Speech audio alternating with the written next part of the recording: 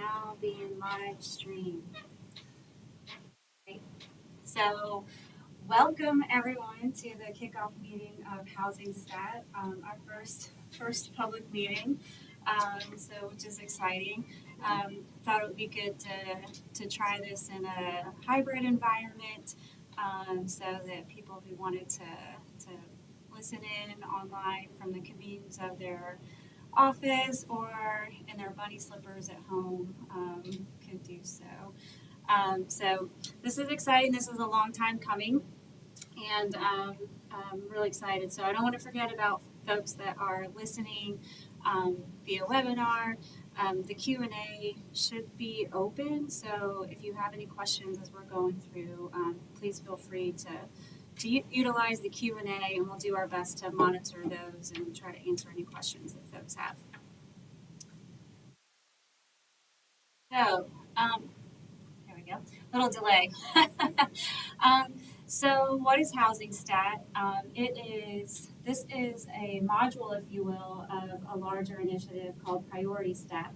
The Priority Stat program was inspired by programs like Baltimore City Stat, which was actually inspired by CompStat program, which for those of you that aren't familiar with CompStat, it's how police departments actually use data to drive their tactical interventions. So these are usually weekly meetings with command staff where they review historic data, and that's how they drive their operations.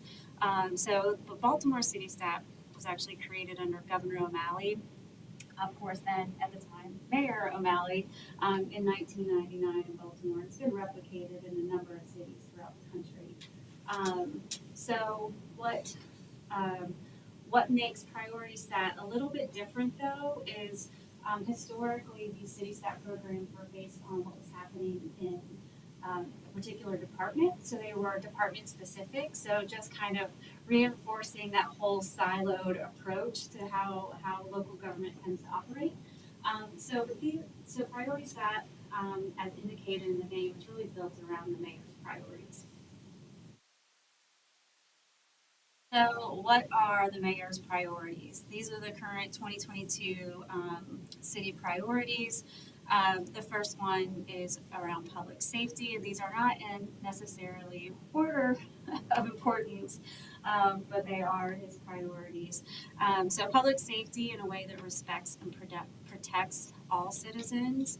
The second one is flooding, protecting city and citizens from the impact of flooding and sea level rise. Increase the supply of attainable and affordable housing to meet the needs of all citizens, hence why we're kind of in this room today. And hence, enhance and diversify our transportation infrastructure. And then the next one is to foster economic empowerment to build an inclusive and equitable community. I feel like we're also really addressing that with the Housing Stat as well. So we're kind of hitting two priorities, if you will. And then the last one is just quality of life, making sure that we do everything that we can to keep our city as wonderful as it is. So the purpose of really the Priority Stat program is to establish accountability around the mayor's priorities, right? So make sure that we are actually, moving in the right direction. We're actually having an impact. But I think more importantly, it's about creating an environment for open and collaborative discussion. Hence this, kind of priority approach that involves multiple departments. And obviously kind of creates and represents a strong partnership between the mayor as well as all the departments, and kind of the shared interest in using data to drive performance as well as informed decision making at all levels of the organization. So again, getting to this collaborative approach, Housing Stat has definitely been a huge team effort. I think we have 18 of us that have been involved on the team in putting this program together. But these are all the departments currently represented. So we have budget, finance, and revenue collection, the executive, housing and community development, IT, GIS, livability, and planning, preservation, and sustainability. So the overarching goal, if you will, of housing stat is to ensure an adequate supply of safe, quality housing options for all of our citizens. So that is kind of that is what we are striving for with the housing stat program. We've also broken it down into some key performance indicators that really then this in turn kind of drives all the things that we're trying to measure and make sure that we are moving in the right direction. So the first one is create and maintain vibrant, diverse, and safe neighborhoods.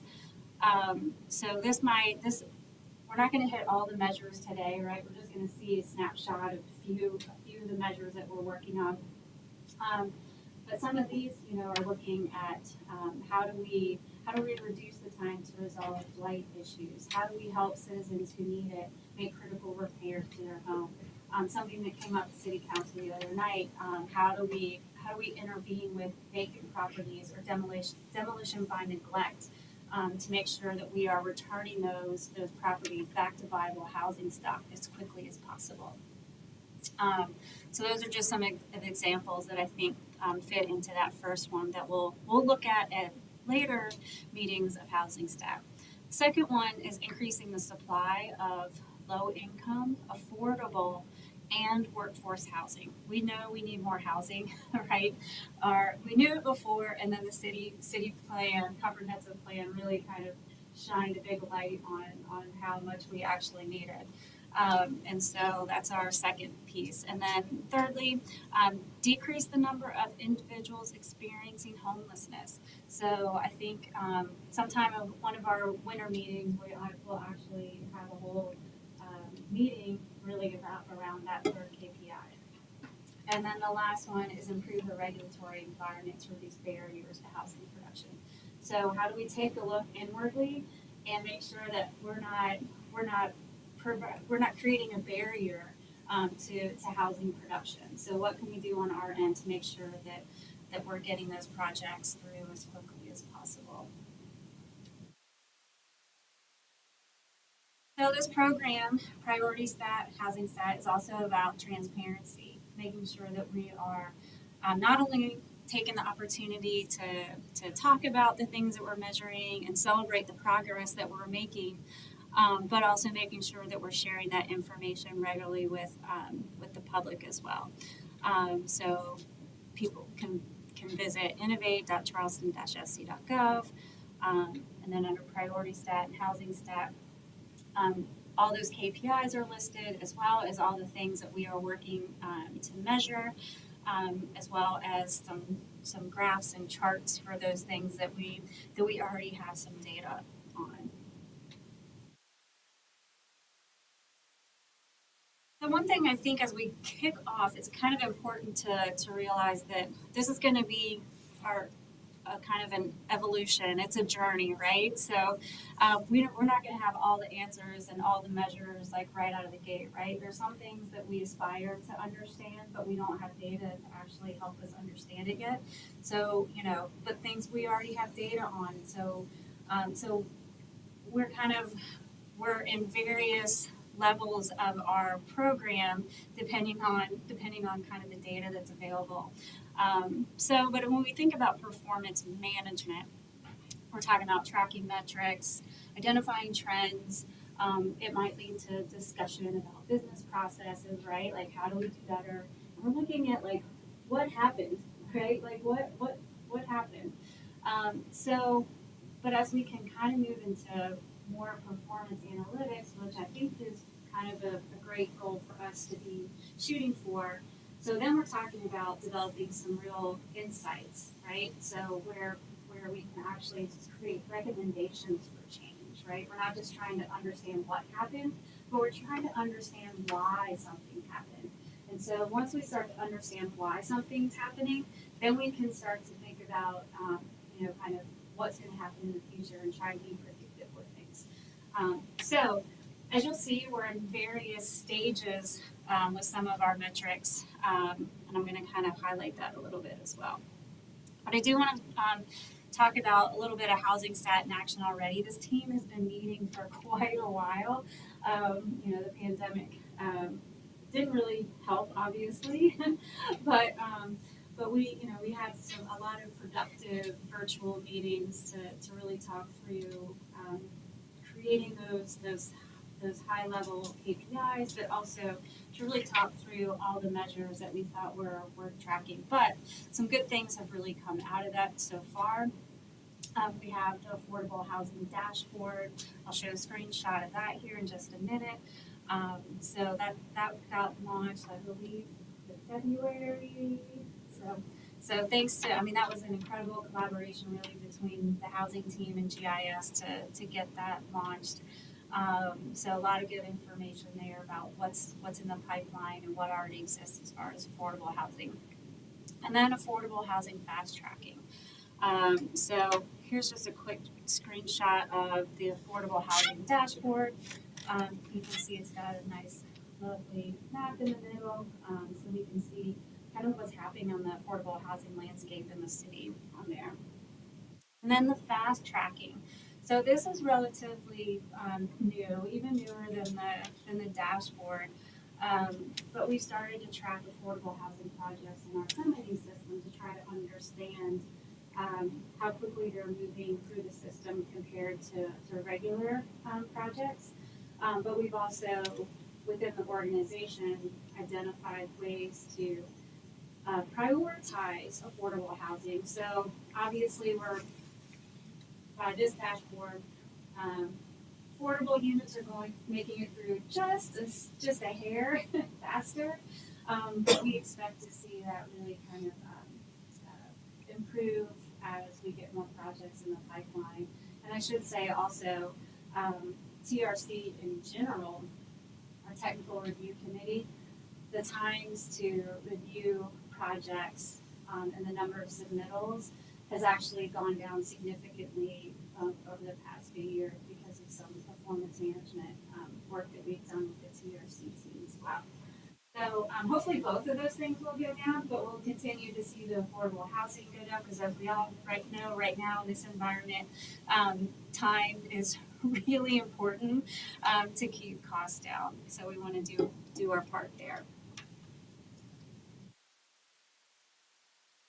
So I said I was going to talk about this just a little bit, and I'm going to turn it over to the team here in just a moment. But the measures that we're actually going to look at today, this kind of goes back to a couple slides ago where I say we're in various phases of trying to understand and just trying to collect some data, and do we have the data versus some things that we know a little something about, right? And we're actually tracking it and can establish some goals for. And even one today where it's really kind of a recommendation where we understand a lot more and have a kind of a plan to address it. So number of senior housing units, obviously that's just we're just trying to get a baseline. What do we have out there? I'm really trying to understand that. And then of course the number of units created and preserved for seniors. And then that recommendation piece. 85% of all new affordable housing units created within half mile of existing or planned transit stops. You know how important that is, so trying to have that on our radar with all the new projects that are in the pipeline.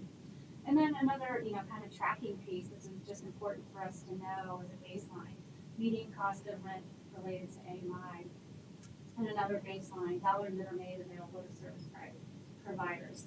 So I don't want to steal team's thunder. So I think with that, I'm going to turn it over to Matt to talk about some of these measures in a little more detail.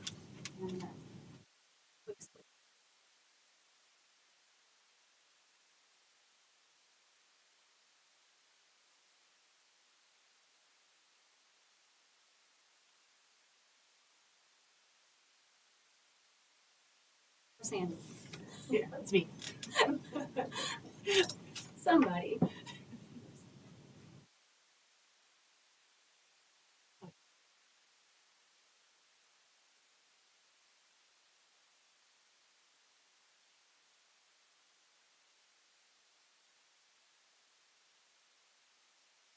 There we go.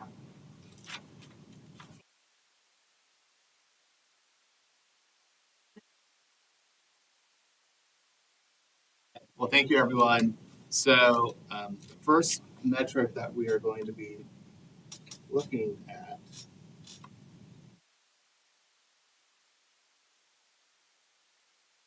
is senior housing. So we all know that the need for more housing in our city is great, and it's great amongst all demographics and backgrounds. That's in relation to just senior housing in general, and then also affordable senior housing. We need more units in the market, and especially more units that people can afford. And so, with our older adults who are on a fixed income, the need is even greater than for many folks in the community, as older populations face a number of housing challenges, including affordability, accessibility, and access to services. So what we've done is taken a look at the housing that we do have in the city of Charleston currently, and looked at kind of what we have on the horizon. So Sandy, we'll take this next slide. Sure. I'm Sandy Gagne. I'm the GIS developer here at the city. And I've been working with our housing community development staff and with our senior services coordinator to locate and to map the location of all the senior housing and affordable housing in the city. And part of that process includes developing a database to keep track of information about the projects and to continually track the number of units available for seniors and as affordable housing as those units come in and out of programs and as they're newly constructed. In our most recent review of senior housing, we came up with 1,914 available senior housing units that are currently on the ground existing in the city. And out of those, 1,375 are existing as affordable housing for seniors. There's actually, as of yesterday, that first number, the total number of senior housing units, is about to get a little bit higher. We just had the groundbreaking at the Archer School over on Nassau Street, which is being redeveloped as affordable senior housing. So soon that number will be a little bit closer to 2,000. And the last statistic there is that we've determined that there's a 3 to 5 year waiting list for affordable senior housing. And just one other comment, I personally found it interesting that the number of affordable senior units in relation to the total number of senior housing units was so high, and I think it might be interesting for us to see how that compares to other cities, if we're sort of unique or that's sort of normal in the country. And also, as we're going through these slides, if anyone has additional thoughts, comments, questions, just interject and be part of the discussion. I'm kind of curious, Jamie, do you know that waiting list? Has that just gotten? Has it always been like that since you've been? It used to be longer. It used to be longer. Okay. Yeah, it has gotten it's gotten a little bit shorter. Mm-hmm. Unfortunately, since COVID, and that population being the highest affected by COVID, normally that number goes down only when people die, or they get to a point where they can no longer live independently. So the waiting list is very, very long. Yeah, 3 to 5 years though. That seems insanely long.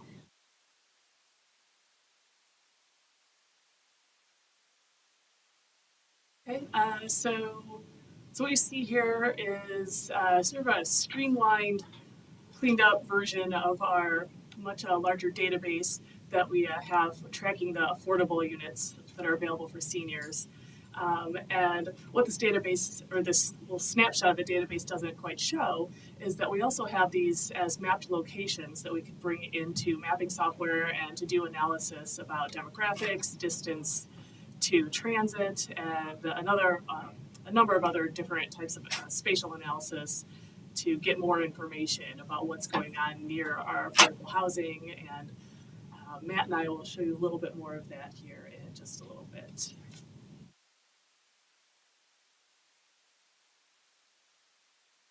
Thanks. So we just saw the existing affordable senior housing units that we have in our city, 1,375 of them in existence today. These are the projects that are on the horizon in the city of Charleston limits. As Sandy mentioned earlier, yesterday was the groundbreaking for Archer School on the peninsula, a big win for the city and a long time coming. That's a project that will include 89 new affordable senior housing units.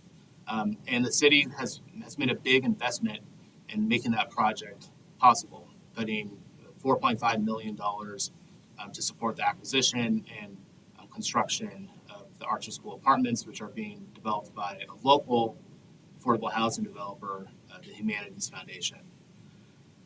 The next project in the queue is out on West Ashley on Henry Tecklenburg Drive. That project is called the Gateway at Charleston Senior Housing Development. That is similar to the Archer School development. This is a low-income housing tax credit development that is financing the Gateway at Charleston project. That will include 69 affordable senior homes, and that project is just starting to go through our review process and is moving forward. The city has put in roughly $500,000 to support this development.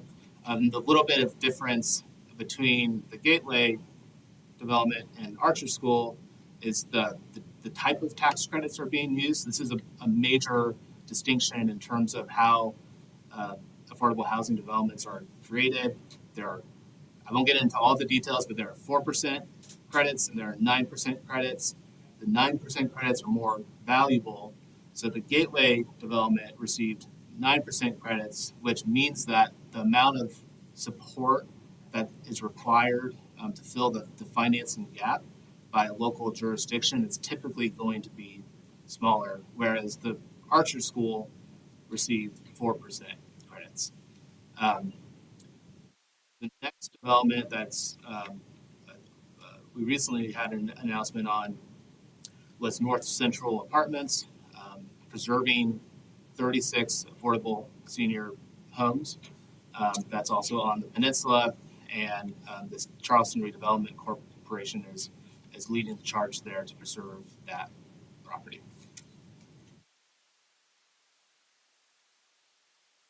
So again, looking forward, what our goals are to try and increase the amount of affordable senior housing in the city, it's a little bit difficult. So in 2021, the city released its city plan, which found that there's a need for an additional 16,351 affordable units to address affordability gaps that exist in our city. And that needs to be done by 2030. It's a big number. Unfortunately, we don't have the same level of specificity in terms of what that number is needed for senior affordable housing. What we do know is that in the near term, this year, 2022, between the 36 units that are being preserved at North Central and the 30 units, approximately 30 units are being preserved through our city's housing rehabilitation programs, there will be about 67 homes either created or preserved in this calendar year. So looking forward, as we continue with Housing Stat and working together to better nail down what we need to be doing in the city to meet the need for affordable senior housing, it's going to take a lot of work from all the different parties to get that number, and then it's going to require us to figure out how do we support that important goal. So any comments or questions? And Matt, let me just interject one thing, because sometimes people have a misunderstanding when we say affordable housing. The current senior affordable housing pricing runs from $500 up to $1,500. So that's a very large realm of affordability. so that people won't just understand and think that affordability just means low income.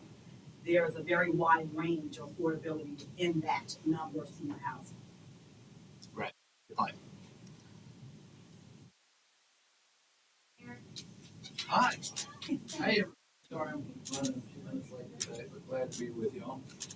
And I forgot one other stat I came across that's I think speaks to the need and that the need is going to be growing.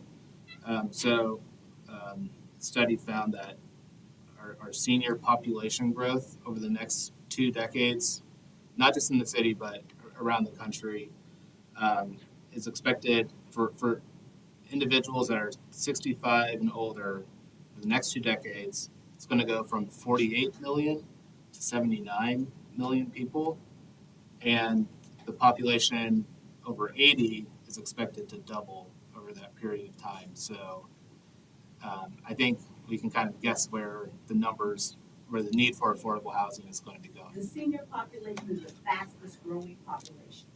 So let me just put that out there.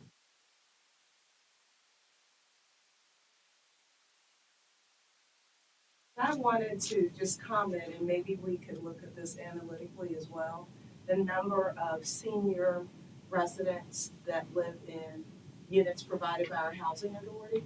Because I know for many years, our housing authorities had 3+ year waiting list. And so it would be interesting to understand how many of our seniors they accommodate so that we get a better picture of what we need to do otherwise going forward as well. Absolutely. Tracy, did we include somebody from Housing Authority in this group? We should. We definitely can. So initially we had been inviting Don Cameron. Yeah. And so I think with the switchover, we failed to kind of reach out to Art and get him. Yeah. It's not too in. late. So Yeah. no, not at all. Yeah, So let's have him. we'll start to actually include him in these discussions. I think he'd be a great asset. And let me just say, the numbers that Matt and Sandy and I have, that number does include our housing authority buildings. Oh, for it seniors does. as Okay. well. Okay. All right. Yeah, Mayor, obviously we're not covering like all of the things that we're trying to measure today. Yeah. And before you came in, I was talking about, kind of the spectrum. Some of the things are understanding the baseline and just trying to figure out what do we have. There's some things where we had a lot of data, so we have some goals associated with those, and then of course some things are actually more along the lines of recommendations with some really, specific goals. So it's gonna run the whole spectrum. So, but that's where we are. So go ahead, Steve. Sure. Any other thoughts, questions on this one? So moving on to second metric, dollars that are made available to service providers, specifically focusing on the issue of homelessness and our KPI around decreasing the number of individuals experiencing homelessness. We've taken a look at what the historical data shows in terms of the level of support we've been able to provide to those service providers. I think to give some background, the city is a recipient of funding through HUD, through our Community Development Block Grant Program, which provides funding for a variety of community development activities that really run the gamut from supporting folks experiencing homelessness to providing legal help, fair housing counseling, support around education, and really a wide array of activities. What's important to know is that our funding, while the need in our community is growing, housing costs are getting more expensive, wages aren't keeping up. The amount of funding that we get through the Community Development Block Grant Program is going down. So if you look at 2016, 6 years ago, the city received just over $900,000 in community development block grant funds. The number that we are receiving for 2022 is roughly $840,000. So there is the need and the funding. I don't know. they're going in the opposite directions. So, And this thing called inflation that's happening right now. yeah. So our CDBG funds support a lot of activities, and they also support our home rehabilitation programs that we just talked about as part of the last metric, as well as other affordable housing activities. So you might have to squint a little bit to see this in the room, but you can see over the last 5 years what our allocation has been out of the community development block grant. So on that top row, you see what the total amount has been, generally between the 840 and $900,000. From that, we have to support city staff. We have to support the home rehabilitation programs. So then you can see the funding that is made available to service providers, or as we call them, subrecipients under the CDBG program. So that number is, ranging from 180,000 to this year, $360,000. So then, if you kind of narrow it down again, looking at the service providers that are specifically supporting the issue of homelessness, then it's shrinking again. So that's ranging from between $60,000 to $120,000 over the last 5 years. And that's supporting organizations like 180 Place, the Navigation Center, a new organization that has recently formed called Family Promise of Greater Charleston, which is launching this year.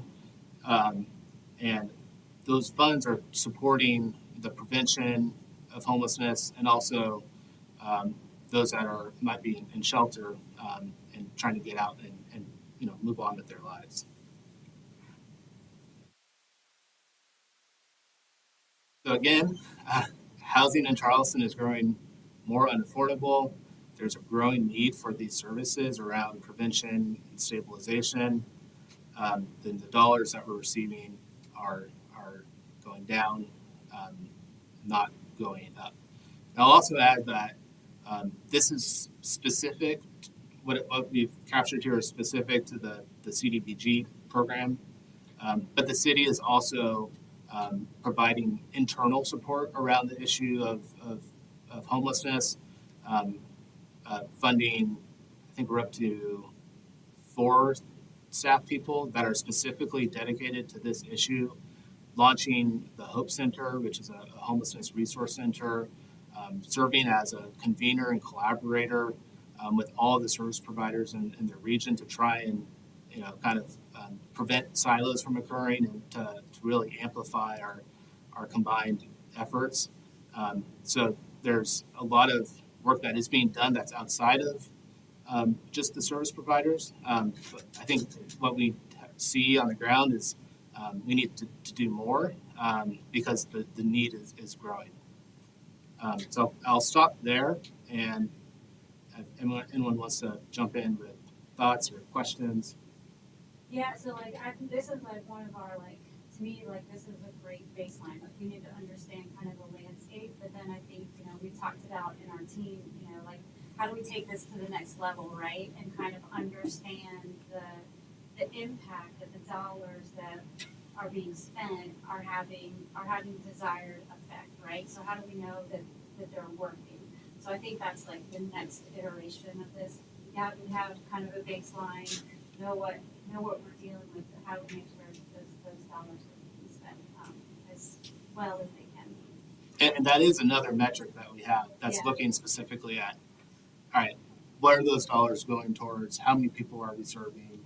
And I think the next step is how do we better track the outcomes of those people versus just, saying that someone was served. What does that mean? Right, making sure that we're getting that they're transitioning somehow, so. Along those lines, this might just be an example of what you're talking about. And don't get me wrong, I believe we need all the tools in the toolbox to do all of those things that we do, from new devices to so forth. But, like I think CDBG mostly funds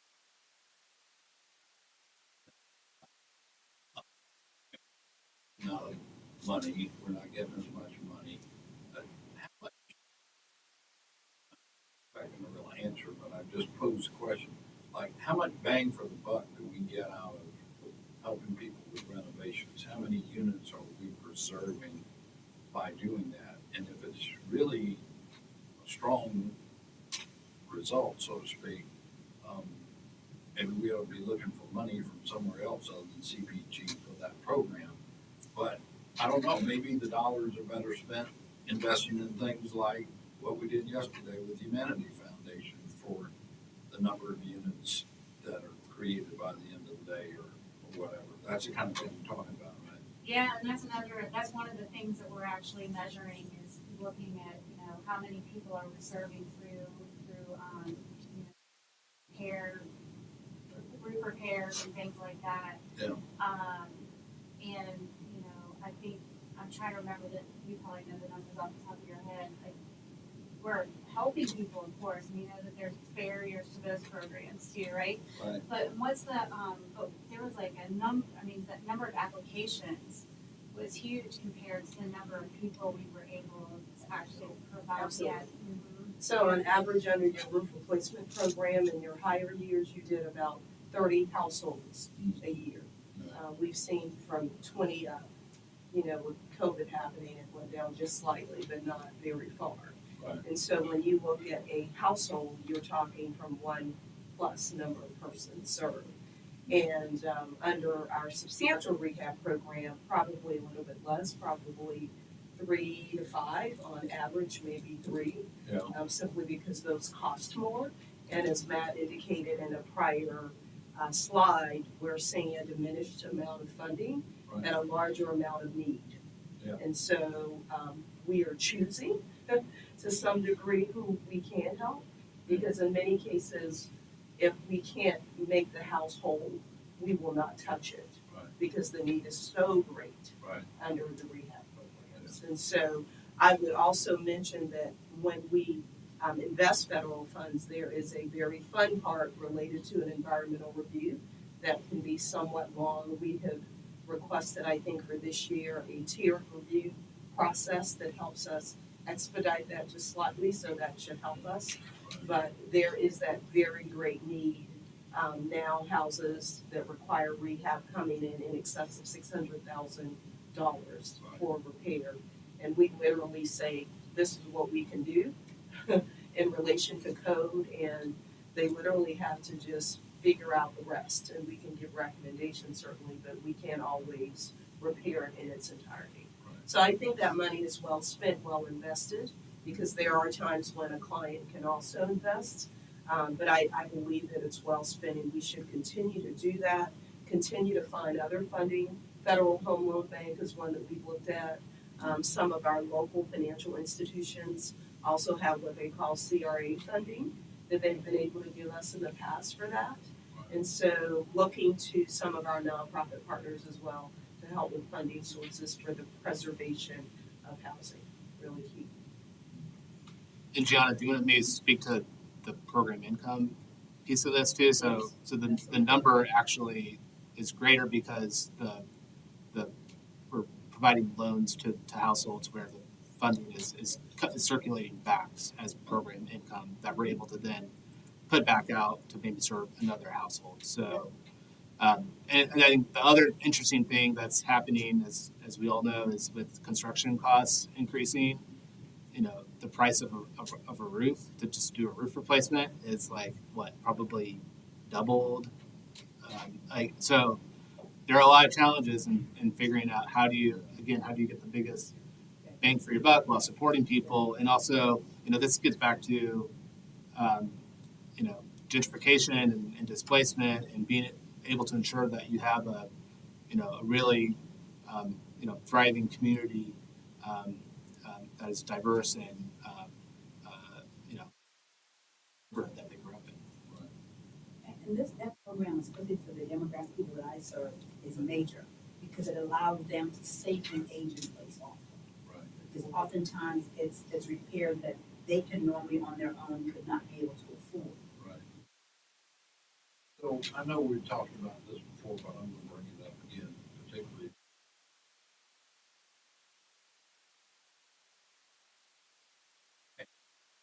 extra red tape requirements because it's federal money. You told me about these environmental reviews and all. So, it seems to be to a point where it would make more sense to use non-federal dollars for those programs and try to make it easier to get done. And then use your CDBG funds for something else. I'm sure there's other things we can use CDBG funds for. And, either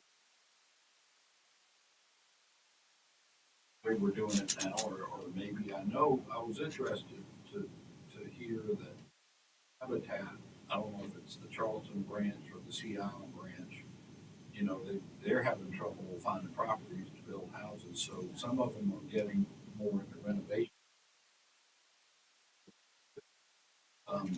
That maybe we could sub out through them, some of this work and avoid some of the red tape. I don't know if it gets you around that federal requirement. If it doesn't, it's certainly worth asking the question, but if it doesn't, think about, like I said a minute ago, maybe, since it's getting to a point where it's not that much money anyway, spending that money on something else and using fee and lieu or some other dollars to fund your renovation so you don't have to go through all that baloney. Yes, sir. And excellent point, Mayor, we partner with our habitats, Charleston and Sea Island, to help with repair. Yeah. We've added Operation Home, they've been a partner in the rehab process as well. There is still the requirement for the ER, regardless of who we partner with. Okay. So we can't get around that, but the fact that we have those partners does help us meet a greater need Yeah. of individuals and families in the community. And certainly utilizing, there is such a demand on fee and lieu, Yeah. certainly No, trying to balance that. It might Yeah, be from somewhere else. That was just an example. absolutely, Yeah. yeah. And so we're looking for those. Any other thoughts, questions on this item?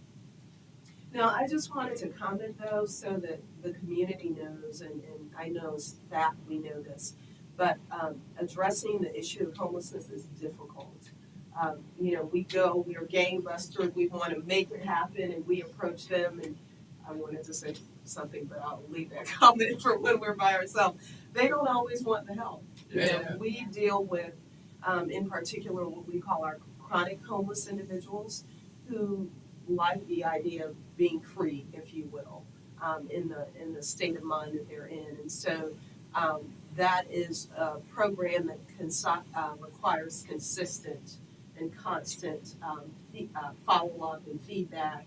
I try to encourage the team members who are in the field, what I call the outreach folks, when they're interacting with our homeless neighbors, to not become discouraged, because it can become extremely discouraging to them to interface and interact with individuals who clearly need assistance but who decline it. So it's really about building that relationship and building that trust. But as we talk about it and as we look at our numbers and how we can assist in this regard, I think we need to remember and be mindful of the amount of repetitive action that it takes in order to help solve this issue. And I think another thing we need to add, Gianna, is the fact that when it comes to the homeless population, it's more than just housing them. Even if we provide the brick and mortar housing, there are other wraparound services they require for sustainability. Yes. So it's more than just the brick and mortar of putting them in a house. Absolutely. And there is less funding for that from the federal government than ever before. And to Jamie's point, that's a critical piece to that long-term stability that can be missing if we put them in a house without that support. They will likely end up back on the street. So. Thank you. All right. Okay, and the third metric we have is around affordable housing near existing or planned transit stops. As Tracy spoke to earlier, this is a metric where we've already determined what our goal should be. 85% of all new affordable housing units that are created should be within half a mile of existing or planned transit stops. And this is because we know that as our region continues to grow, we need to be really smart about where new development is occurring. Transit-oriented development promotes a symbiotic relationship between dense, compact urban form and public transport use. It also helps support the creation of livable communities and provides transportation options for residents while reducing the reliance on single occupancy vehicles. So as we are looking at creating new affordable housing, as we're looking at acquiring new properties, and when we're working with our development partners, when they're trying to identify new properties for affordable housing, we're taking this into consideration with each project. So again, the goal is to build 85% of all new affordable housing units in close proximity to public transportation. And with the Low Country Rapid Transit coming, I think, in 2028-ish, somewhere around there, we have a lot of opportunity on the horizon. And so as we go forward, we need to be really thoughtful about how we're planning and ensuring that affordable housing is being built around those new low LCRT stops. So we've cranked the numbers out for you. And Sandy, do you want to talk through these? Read the numbers down here. The numbers up there. So one of the great things that's come out of Housing Stat is that we have these data sets that are current and up to date, and that we can use to do analysis like this affordable housing near transit stops. What we did to do this is take all of our proposed affordable housing projects that we know of, and to put those into some mapping and routing software, because we know the locations of where they're going to be, and to sync that up with where we know CARTA bus stops are, and we could get a distance for each of these proposed projects coming online and see how far they are to transit. So this chart, which it's probably a little hard to read unless you zoom in here close. I apologize. That's okay. I don't have my glasses. That's my fault. But yeah, this is our list of the projects, and in here there's a column where it has the miles. That's actually showing the closest mileage to a CARTA stop, and from there we're able to say, which are the ones that are within that half mile that we're looking for, and then pull out of our database for the number of units that we're expecting for those projects, and to total those up and say, what are the statistics? How many of these are within that half mile? And here we are actually getting 86% of our proposed affordable housing units are within that half mile distance. And this is the number that we calculated a year ago. Correct. So, Yes. so a year ago, for all of our proposed affordable housing developments, 86% of those affordable units were within that half mile. Right. So this doesn't include a couple of the new ones, which I think would actually bring it higher. So if you go to the next slide. So here, yes. I Okay, can read great. that much.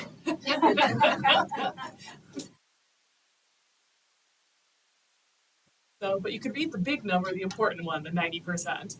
That's great. So that's the one we want to focus on. So yeah, the table here is just listing those projects and the closest mileage and how many units for each project.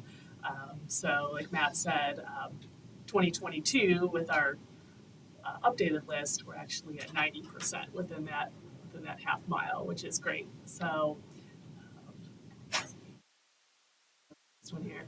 And that's the last slide. Okay, great. And I think the reason why the number has increased is because one of our affordable housing developments that we had funded and was going to create 90 units on Daniel Island, is unable to move forward for some unfortunate reasons. So, so we probably would still be above 85%, but not as high as we are today. Because there are transit stops up in that area. Did y'all make any distinction between a regular car stop and a proposed, stop? No, but we could with those locations. We could look at those separately. I mean, we're only gonna have 4 or 5 of them in the city. No, that would be interesting to do. I'd definitely look at that. And I would add, this is a metric that state housing uses in its qualified action plan when they fund development. So it's nice to know that the city is aligned with and in concert with them in this regard, because they use that as a criteria for developments that they fund, making sure it's near. Yeah, thank you for adding that. Yeah.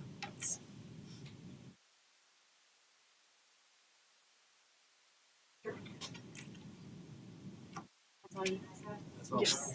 Awesome. And I realized for the second time this week in a public meeting, I kicked off without introducing myself. So for anyone who's Who are online, yeah, anybody online that doesn't know me, I'm Tracy McKee. Oh goodness. Let's see. And I think just one more thing we're going to look at, and this is a measure. Florence, do you want me to put these up for you? You can. Okay, yeah, I can. So this is something that we think is really important, obviously, to keep our finger on the pulse of.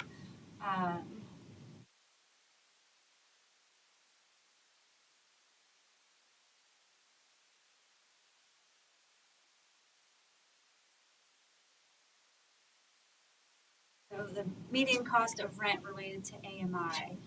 And I'm going to get you on the first.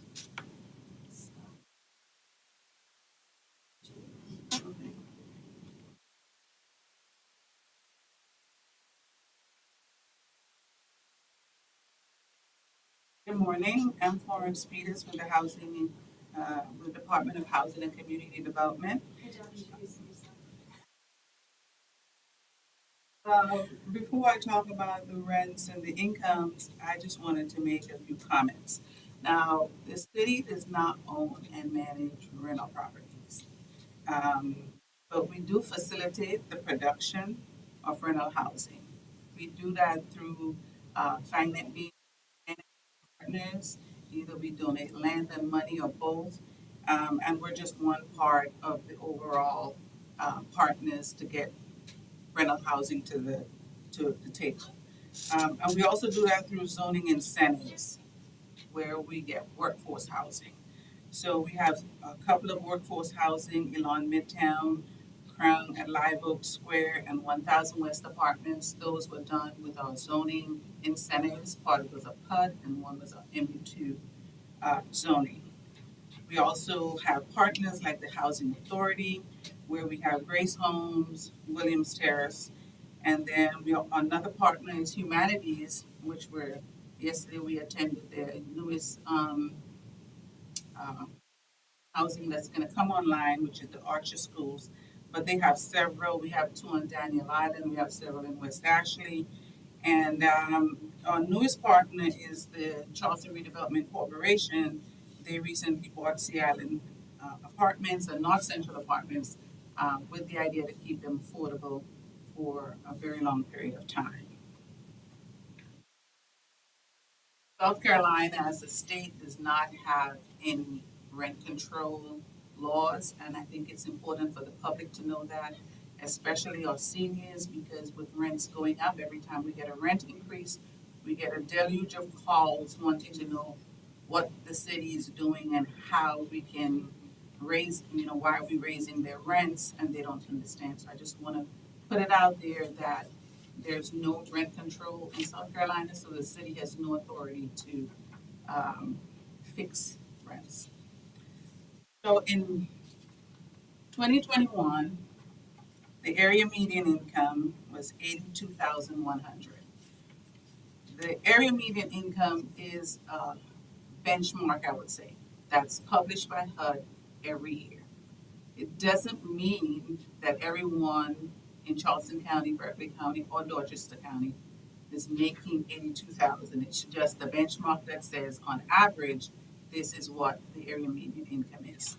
So from last year to this year, the area median income increased by 11.81%. So the current area median income is $91,800 for a family of four.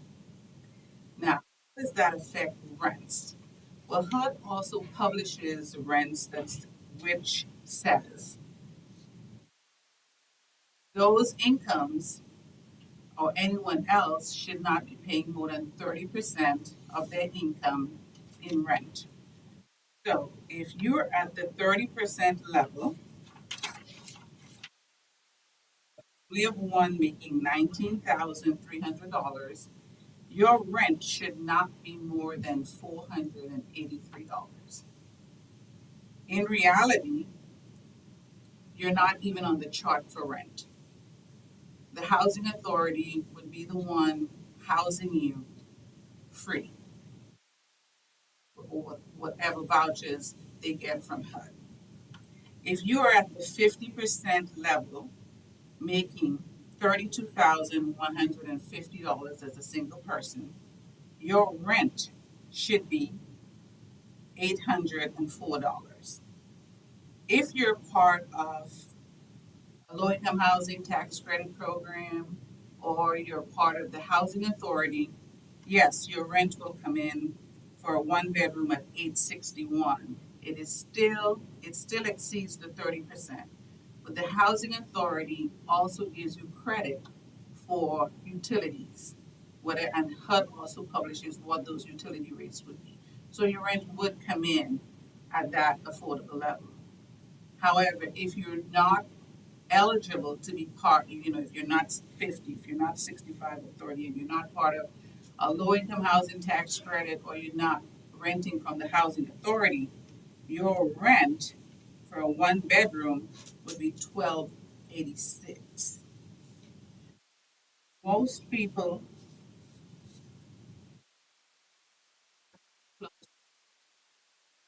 area median income that's published by HUD. So a single person at 100% of the area median income should be $64,300. People looking for rent, even with a job, they're making less than 50. So already they do not come up to the area median income. So not only are they making that money, their rent is already exceeding because they're looking at $1,286 if you're doing workforce housing, and even if you're doing fair market rents, it's at $1,204 for a one bedroom apartment. We have people paying up to 45% of their income in rent, and for the very low, they're paying 50 and 60% because that's their reality.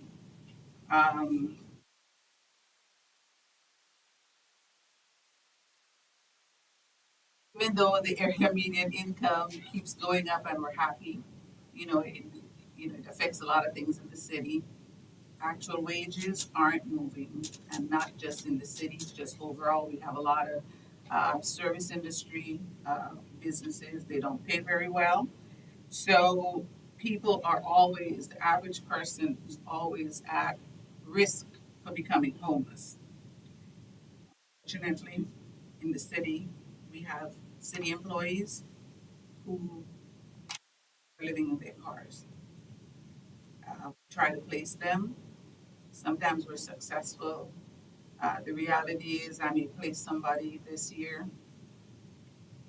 It's already a stretch for them to pay, even at 80%. So next year, when that rent goes up, they're back to where they started the previous year.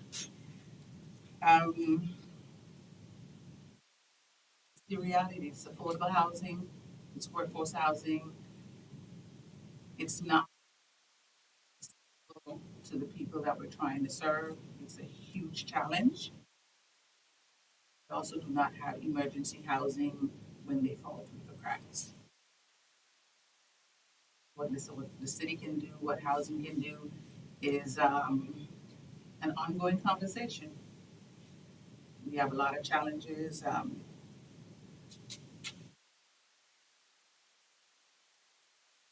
Questions? Yes. So, you know, I've been learning about all this working with y'all to do housing stat. Is that a huge jump in the percent increase of the, is that like, No, it's not normal. Back in 2006, the area median income probably increased about maybe 3.5%, and there were a couple years in between where nothing happened, it was just flat. But I think one of the reasons it's jumping so fast is because we have people who've moved to the area with high salaries. And it's skewing the area median income because even though they live here, they're being paid huge salaries by companies that are not here. And so they get counted in the mix. And for the last, from 81.2 to 91.8, that's huge for us. you predicted my next question, so. Yeah, that's exactly what I was gonna ask. The increase nationally is actually on track with what has been in Charleston. It's been, I think it's like 12% across the country increase in the area median income. So we're right there along with the rest of the country. Right, but they're having the same challenges that we're having. Exactly. Absolutely. High rents, no apartments, And as people with high salaries are more and more able to work remotely, they would love to move to Charleston. Right. But they're paying high salaries. Absolutely. So Florence, I gotta ask you, you mentioned city employees, who are experiencing homelessness right now. On that, but we know who these individuals are. Can we not work with Charleston Housing Authority, at least get them vouchers to help them? So we've been doing that. We do have, I have a count only for those who call in. Right. I'm with the Housing Authority. There are no vouchers available for somebody like a city employee. They've all been assigned either project-based. So what the Housing Authority has been helping us is just giving us priority for our employees if there's an apartment available. And just some fees and just helping us get over the challenges. But in terms of giving them vouchers, those vouchers are basically project-based, like Williams Terrace had so many, Grace has so many, and therefore those people who meet those criteria. Some of our city employees, they're a little over the 65% mark. So they're not quite at 80, but they're not quite at 65. But they've been helping us to meet that need.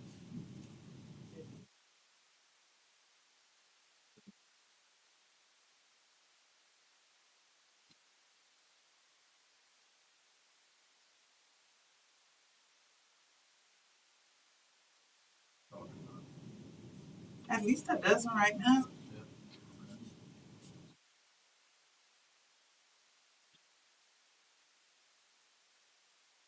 They do have some units that they're sitting on right now because, you know, they're getting ready to do some renovations and they gotta move some people from one place to another. But even those two houses over at Harriet Street could be.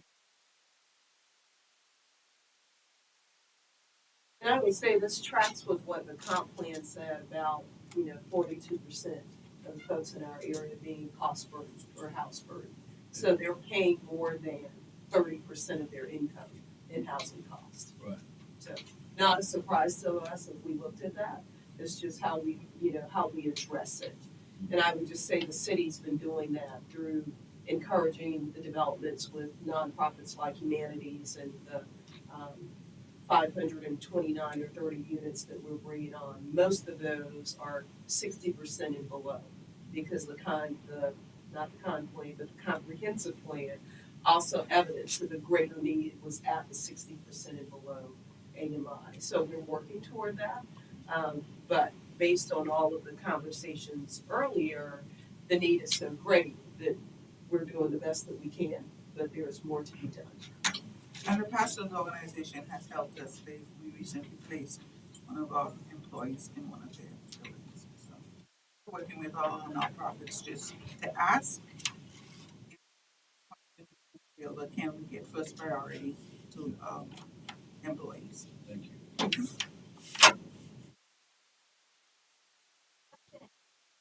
Nice. I did. Yeah. One. Florence, could you speak a little bit to, so the AMI is looking at Charleston, Dorchester, Berkeley counties as a MSA. Could you speak to how the city of Charleston kind of fits within that, and how, like, what does that mean for the city of Charleston to be lumped in with the surrounding areas?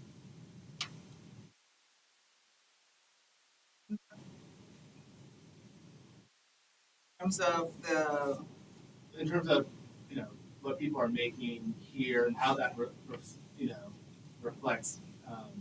terms of the rents that are in the city versus this is looking at a broader area. well, actually, the AMI for Dorchester, Charleston, and Berkeley counties are the same, and the rents are typically the same. The only city that's not following trend is Mount Pleasant. So Mount Pleasant has a different AMI than these three areas, and their rents follow the same pattern.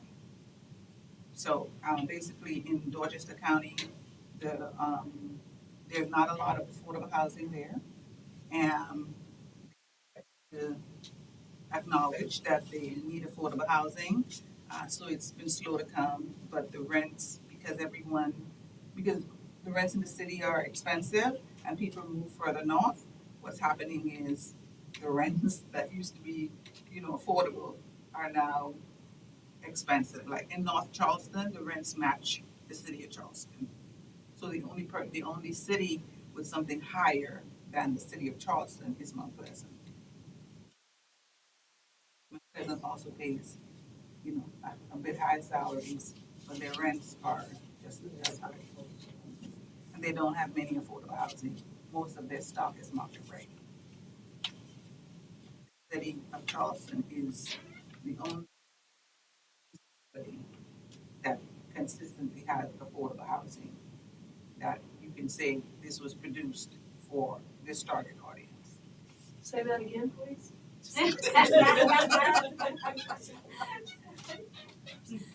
Just in case anybody didn't hear it, right? Awesome. Anything else? Thank you. We can see if we have any. I don't see any questions coming from online. So with that, that wraps up our first live session of Housing Stat. And so many of you, Mayor, so many of the folks in the room, pretty much everybody has been like actively involved in Housing Stat and really working together to really develop the program and come up with data and come up with some metrics and goals associated with that. So there's a lot more to come. So thanks everybody, and thanks everybody who jumped online as well. Thank you, Tracy.